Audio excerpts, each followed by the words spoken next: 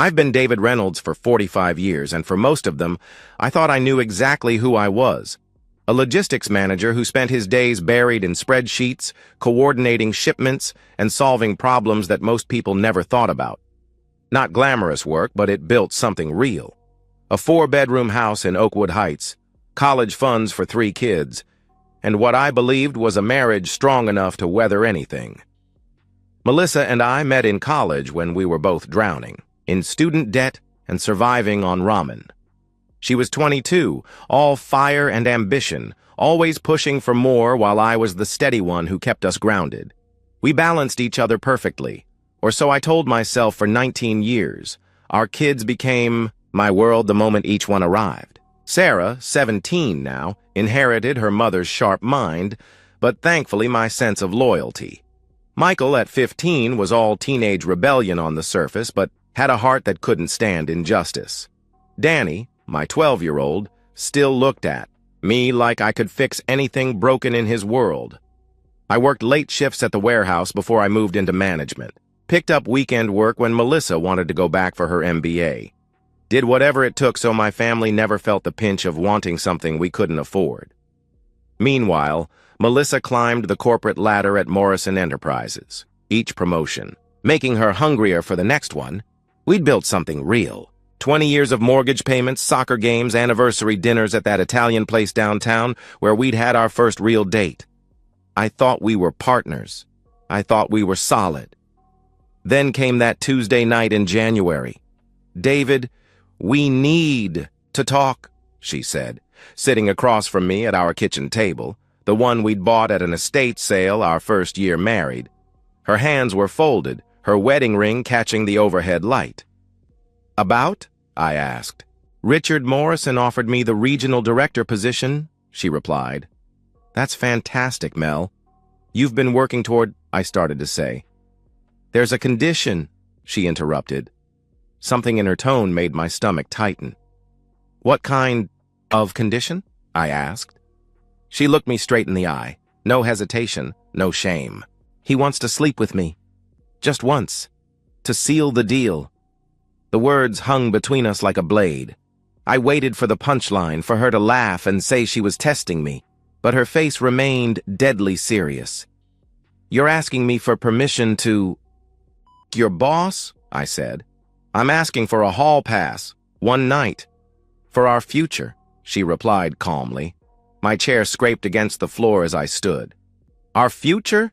You think our future involves you whoring yourself out for a promotion? Don't be dramatic, David. This is business," she said dismissively. "Business?" My voice was rising, but I didn't care. "This is our marriage. 20 years, 3 kids, and you're sitting here asking me to let you spread your legs for Richard Morrison because he dangled a title in front of you?" "You don't understand the corporate world," she began. "I understand that if that's the price, you walk away. You quit. Tomorrow," I shot back. Her laugh was cold, unfamiliar. "I've worked 8 years for this opportunity. I'm not throwing it away because you're insecure." "Insecure? You're asking permission to cheat," I exclaimed. "I'm being honest with you," she fired back. "No, Melissa, honest would have been telling Morrison to go to hell the second he suggested it," I replied. We fought for another hour, accusations flying, voices raised, until finally I grabbed a pillow and headed for the guest room. But as I lay there in the dark, something gnawed at me. The way she'd asked, it wasn't really asking, it was testing. Like she wanted retroactive permission for something already done.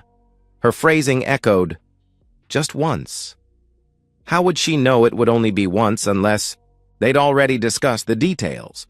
Why was she so confident about this promotion unless certain agreements had already been made?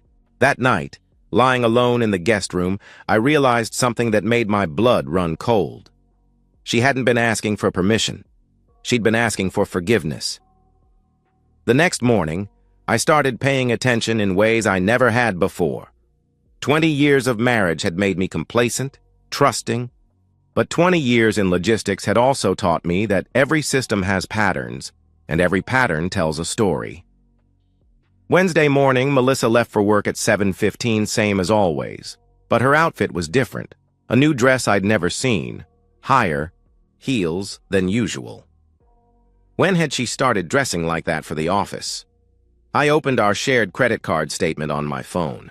3 charges at Nordstrom in the past month, totaling $800. Victoria's Secret, $200, 6 weeks ago. When was the last time she'd worn anything from Victoria's Secret for me? Over the next 2 weeks, I became a detective in my own life. Started keeping a notebook in my truck, documenting everything. Late meetings that stretched past 9 p.m., Tuesdays, Thursdays, and the occasional Friday. Always with Morrison's team, she said. Always crucial for the promotion.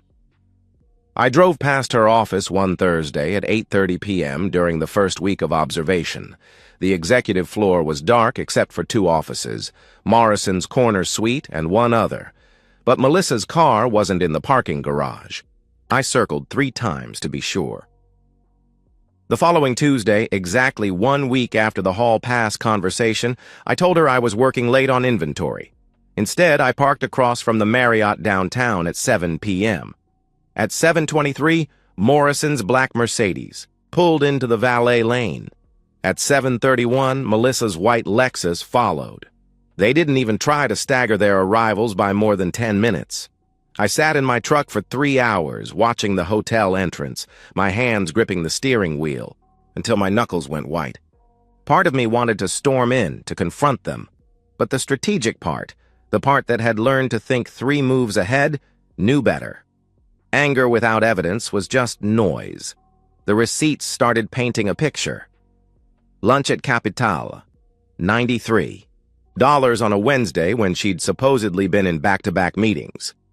Her car GPS, which synced to her phone, showed a trip to Morrison's house on Riverside Drive on a Saturday when she'd said she was shopping with her sister. But it was the small things that hurt most. The way she'd suddenly password-protected her phone after years of openness. How she'd shower immediately when she came home late, claiming she felt gross from the office. The new lingerie I found in her gym bag, tags removed but never worn. For me. Michael asked me one night during the second week why Mom missed his basketball game. I'd told him she had an important presentation. Sarah, sharper than her years, just looked at me with knowing sadness. "She's been missing a lot lately, hasn't she, Dad?" she observed quietly. By the end of those 2 weeks, I had a timeline. Morrison had become regional VP 8 months ago. But the real changes, the new clothes, late meetings, and secretive behavior had started 4 months ago, in September. That matched the deleted texts we'd later discover. And now, in January, the hall pass request. She hadn't been asking permission for something new. She'd been trying to legitimize something that had been going on for 4 months. Friday night of the second week, I found the smoking gun. While doing laundry, I checked her car for dry cleaning. Under the passenger seat was a receipt from the Marriott restaurant. Timestamp 11:47 p.m. Tuesday, 5 days ago. The same night she'd texted me about being stuck in a boring presentation that was running late. Bottle service. Champagne. $430 charged to a room. Room 1247, the receipt showed. Morrison's name wasn't on it, but I recognized the last 4 digits of the credit card. His corporate Amex, the one he'd used at a client dinner I'd attended 6 months ago. I sat on our bed, holding that receipt, and felt something inside me shift from hurt to cold determination. She'd made her choice. Now I had to make mine. Nicholas Harper came recommended by Tom from accounting, whose divorce had been brutal but successful. "He's expensive," Tom had warned, "but he's worth every penny if you need dirt that'll hold up in court." I met Nicholas at a coffee shop 3 weeks after the hall pass conversation. He was younger than expected, maybe 35, with the kind of forgettable face that probably served him well in his profession. "Infidelity case?" he asked, sliding into the booth across from me. "My wife and her boss. Been going on for 4 months, I believe, since September," I replied. "You think or you know?" he pressed. I showed him my documentation from the past 2 weeks. The receipts, the timeline, the GPS records. He reviewed everything with professional detachment, occasionally nodding. "This is good preliminary work," he said, "but you need more if you want leverage in court. Photos, communications, financial records showing misuse of marital assets. I can get all of that." "How much?" I asked. "5,000 retainer, probably another 5 to 10 depending on how deep we need to dig. Worth it if you're protecting significant assets," he explained. I thought about our retirement accounts, the house, the kids' college funds. Do it, I decided. The next 4 weeks were an education in how sloppy cheaters could be when they thought they were clever. Nicholas had Melissa and Morrison under surveillance within 48 hours. His team was invisible, but everywhere. The first batch of photos arrived the following Tuesday, 3.5 weeks after the Hall Pass conversation. Melissa and Morrison entering the Marriott at lunch, his hand on her lower back. Them leaving 90 minutes later, her hair hastily fixed, his tie askew. The timestamp showed 12:15 p.m. to 1:43 p.m., during what her calendar listed as client strategy session. During the second week of professional surveillance, 4 weeks after the Hall Pass conversation, Nicholas brought more evidence. Photos of them at Morrison's house on Saturday afternoon when Melissa claimed to be at a spa day with friends. Their cars parked at a scenic overlook on Highway 9 Tuesday evening. The silhouettes in Morrison's Mercedes were unmistakable, even from Nicholas's telephoto lens. But the real treasure came during the third week of surveillance when Nicholas brought in a digital forensics expert. Cloud backups are beautiful things when people don't realize they exist. Melissa had deleted her texts with Morrison from her phone, but they lived on in the iPhone backup from 4 months ago. I sat in Nicholas's office, reading their messages on his laptop, each one a knife between my ribs. The messages went back. Exactly 4 months to September, Morrison, Sept 15. "Can't wait to have you all to myself tonight." Melissa, "David thinks I'm at book club. We have until midnight." Melissa, Oct. 2. "God, I needed that. You make me feel alive again." Morrison, "You deserve someone who appreciates what a goddess you are." Morrison, Nov. 20. "When are you going to leave him?" Melissa, "Spring, after Danny's birthday. Need to get my ducks in a row first." Melissa, Dec. 8. "David's so clueless. Asked why I was dressed up today. Told him it was for a presentation." Morrison, "Poor bastard has no idea what he's lost. The messages chronicled exactly 4 months of betrayal from September through January. They mocked my clothes, my job, my attempt to be romantic on our anniversary. They discussed their future. Morrison would leave his wife Patricia after his stock options vested. Melissa would take the kids and enough alimony to maintain her lifestyle. The kids are the hardest part," one of her messages from November read. "But they'll adjust. Kids are resilient, like they were furniture to be divided, not people who loved and trusted her." Nicholas also uncovered financial improprieties during the 4th week of his investigation. Morrison had been billing their hotel rooms to his corporate account as client entertainment for the past 2 months. Melissa had withdrawn cash advances from our joint credit cards, $12,000.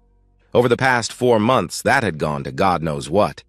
A friend at the bank showed Nicholas records of a separate account Melissa had opened 2 months ago in November, already containing $30,000 transferred from our joint savings. 6 weeks after the Hall Pass conversation, after 2 weeks of my own investigation and 4 weeks with Nicholas, I met with Sharon Winters, the best divorce attorney in the city, armed with Nicholas's evidence. She reviewed everything with the expression of someone who'd seen it all before. "This is bulletproof," she said. "Infidelity over 4 months, financial fraud, conspiracy to hide assets. With this evidence and the prenup you signed, she'll be lucky to get standard visitation and minimal support." "What about the kids?" I asked. "Document everything about her absence from their lives. Missed events, late nights, emotional neglect. Courts favor stable parents, and right now that's clearly you," she advised. Over the final week before confronting the children, week 7 since the Hall Pass conversation, I quietly secured everything important. copied crucial documents, changed passwords on my personal accounts, moved half our liquid assets to a separate account as Sharon advised, all legal, all by the book. Nicholas called on a Thursday evening of week 6. Got something interesting. Morrison's wife hired her own PI 2 weeks ago. Seems you're not the only one who noticed something off, he informed me. You think she'd be willing to coordinate? I asked. Already reached out through channels. She's very interested in comparing notes, he replied. The hardest part wasn't gathering the evidence, it was deciding how to tell my kids that their mother wasn't the woman they thought she was. But they deserved to hear it from me before the world found out. Saturday morning arrived gray and drizzling, exactly 7 weeks after Melissa's hall pass request. Melissa had left at dawn for her team-building retreat. Nicholas had already confirmed it was a weekend at Morrison's lake house. His wife, Patricia, was visiting her sister in Boston, conveniently. I made pancakes, the kids' favorite, and asked them to join me in the living room after breakfast. They knew something was wrong. I could see it in Sarah's worried eyes, Michael's defensive posture, Danny's nervous fidgeting. I need to tell you something difficult, I began, my throat already tight. About Mom and our family. Are you getting divorced? Sarah asked quietly. 17 years old and already too perceptive? Yes, I answered. Danny's face crumpled. Is it because you fight now? You can just stop fighting. It's more complicated than that, buddy, I said gently. I pulled out a folder, carefully curated with age-appropriate evidence. Your mom has been having an affair with her boss, Mr. Morrison. It's been going on for 4 months since September. The silence stretched until Michael exploded. You're lying! I showed them the photos. Nothing explicit, just Melissa and Morrison entering hotels, holding hands at restaurants, embracing in parking lots. All dated from the past month of surveillance. I showed them her credit card statements with charges, during times she'd missed their events over the past 4 months. I let them read a few of the tamer text messages from October and November, the ones where she called our family life suffocating, and referred to the kids as obligations. Sarah was crying silently, tears streaming down her face as she read. Michael's hands were clenched into fists, his jaw tight with rage. Danny just looked lost, like his world had tilted off its axis. How long have you known? Sarah asked. I suspected after she asked for a hall pass 7 weeks ago. I started. She what? Michael interrupted, standing up and pacing now. She asked you to let her cheat? She said it was for a promotion, but I realized she was already involved with him. I've spent the last 6 weeks, 2 weeks on my own, then 4 weeks with a private investigator, finding out the truth. I explained. Is that why she missed my science fair 2 months ago? Danny asked quietly. And Michael's basketball playoffs last month? And Sarah's violin recital 6 weeks ago? I nodded, and Danny's young face hardened in a way that broke my heart. I heard her on the phone last month, Sarah admitted. Laughing about something, saying David would die if he knew. I thought maybe she was planning a surprise for your birthday.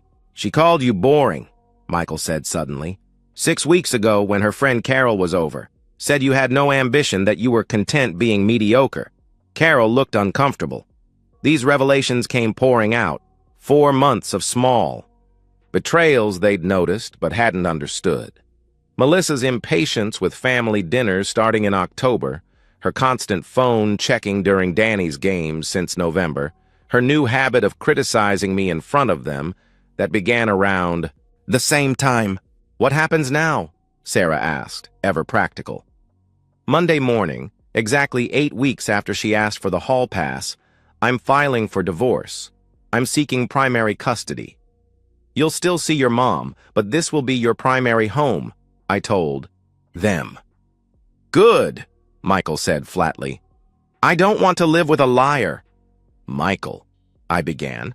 No, Dad. She made her choice. She chose him over us, over you. After everything you've done, all the extra shifts you worked so she could get her MBA, all the times you put her career first, she chose some rich asshole who probably just wants to bang his secretary, he said angrily. Language, I said automatically. But my heart wasn't in the correction. "Can we stay here?" Danny asked. "In our house?" "That's the plan. I'll do everything I can to keep your lives stable," I promised. Sarah moved first, wrapping her arms around me. Then Danny, then even angry Michael. We sat there, the four of us holding each other while rain pattered against the windows. "I'm proud of you, Dad," Sarah whispered, "for not letting her get away with it." "She could have just asked for a divorce," Michael said into my shoulder. "If she was unhappy 4 months ago, she could have been honest. We would have understood. But this is unforgivable." That evening, as I tucked Danny into bed, he looked up at me with eyes too knowing for 12 years old. "Dad, when are you going to make Mom pay for what she did?" he asked. I smoothed his hair back, kissing his forehead. "Monday, son. Everything changes Monday." Monday arrived crisp and clear, exactly 8 weeks after the hall pass conversation, a perfect March morning that felt full of possibility. I was at my lawyer's office by 7 a.m., signing the final papers. Sharon had everything prepared: divorce petition, custody arrangement, financial freeze orders, and a cease and desist regarding asset transfers. "The process server will hit her at 9:15, Sharon confirmed, during the Monday morning staff meeting as requested. "And Patricia Morrison?" I asked. "Her package will be delivered simultaneously to her office," she replied. I'd coordinated with Patricia through our lawyers over the past week. She wanted her own revenge served cold and public. We'd shared evidence, strengthening both our cases. She'd been gracious, even sympathetic, despite her own pain. At 9 a.m., I was parked across from Melissa's office building, watching through binoculars I'd borrowed from Michael's camping gear. I needed to see this, to witness the moment her carefully constructed lies collapsed. Through the conference room windows on the 3rd floor, I could see the Monday meeting in progress. Morrison at the head of the table, Melissa to his right. Their body language carefully professional. 10 other employees around the table, PowerPoints presumably flying. At 9:15, the door opened. A uniformed process server entered, causing heads to turn. I watched him scan the room, identify Melissa, and approach. The envelope he handed her was thick. I'd made sure of that. Even from this distance, I could see her confusion turn to horror as she opened it. The photos Nicholas had taken over the past month spilled onto the conference table. Her and Morrison at the hotel, in his car, at his house. Her colleagues recoiled. Morrison stood up abruptly, and Melissa's face went from red to white in seconds. Morrison tried to grab the photos, but they'd scattered. Everyone had seen. The process server was already heading for Morrison with his own envelope, courtesy of Patricia's lawyer. My phone buzzed. Text from Patricia. "Direct hit. Richard's being served now. His assistant just quit on the spot." By 9:30, my phone was lighting up with texts from Melissa. I didn't read them. By 10 a.m., Morrison's wife had arrived at his office. I knew because Nicholas was there, documenting everything for Patricia's case. The screaming match in the executive suite was apparently audible from the elevator banks. At noon, I sent my email to HR at Morrison Enterprises. Subject line: formal complaint regarding inappropriate superior-subordinate relationship. Attached were receipts showing company resources used for their affair over the past 2 months, evidence of preferential treatment, and text messages. From the past 4 months discussing quid pro quo arrangements for Melissa's promotion. Sharon called at 2 p.m. Melissa's been suspended pending investigation. Morrison, too. My contact says termination is likely for both by end of week. I picked up the kids from school early, wanting them home before Melissa arrived. We ordered pizza and tried to maintain normalcy, but everyone was tense, waiting. She walked through the door at 6:47 p.m. that Monday evening, exactly 8 weeks after her hall pass request. Her face blotchy from crying, her usually perfect hair disheveled. She stopped short when she saw us all in the living room, her suitcases packed and waiting by the door. "David, please," she began. "The kids have something to say." I interrupted. Sarah stood first. 17 years of poise despite her pain. We know everything, Mom. The 4-month affair, the lies, the money you stole, the things you said about Dad, about us. I never, Melissa started. We saw the texts, Michael interrupted. From November, where you called us obligations, where you laughed about Dad being clueless, where you and Morrison planned your future without us. Melissa's mouth opened and closed, no words coming. I don't understand, Danny said quietly. How could you choose him over us? We're your family. It's complicated, she tried to explain. No, I said, standing. It's simple. You made choices. For 4 months since September, you chose him. You chose lies. You chose to mock the man who loved you and neglect the children who needed you. Now we're choosing to protect ourselves from further harm. You can't keep me from my children, she protested. The custody arrangement allows supervised visitation every other weekend. Sharon has the details, I informed her. Supervised? You bastard, she spat. You exposed them to your affair partner, missed crucial events in their lives over the past 4 months, and stole $30,000 from their college funds over the past 2 months. Yes, supervised, I stated firmly. She looked at each child, seeing no sympathy, no weakness to exploit. This is your father poisoning you against me, she accused. Stop. Sarah's voice was ice. Just stop. We have eyes. We have ears. We noticed when you started treating Dad like an ATM and us like inconveniences back in October. We're not stupid, Mom. We're just done. Melissa grabbed her suitcases, mascara running now, hands shaking. At the door, she turned back. I loved you all, she said desperately. No, Michael replied flatly. You loved the idea of us, the Facebook posts about your perfect family. But when it came to choosing between us and your exciting new life, you chose him. Every time for 4 months. As her taillights disappeared down our street that Monday night in March, I realized I hadn't just ended a marriage. I'd held up a mirror that showed everyone who Melissa really was, and she'd have to live with that reflection forever. September arrived with unusual warmth, 6 months after that devastating Monday in March. I stood at the kitchen window watching Danny practice basketball drills Michael had taught him. Sarah was at the dining table working on college applications, occasionally asking my opinion on essay topics. The divorce had been finalized in June, 3 months after the confrontation. Thanks to the prenup and Sharon's aggressive representation, I kept the house, primary custody, and most of our assets. Melissa got standard visitation, minimal alimony for 2 years, and a reputation in ruins. She lived in a 1-bedroom apartment in Riverside now, working part-time at a small marketing firm that didn't care about her past. Morrison Enterprises had fired both her and Richard in late March, within a week of that Monday confrontation, after the HR investigation revealed extensive misuse of company resources over the past 2 months. The industry blacklisting was swift and thorough. Morrison himself had fared worse. Patricia had taken him for everything: the house, the cars, his retirement accounts.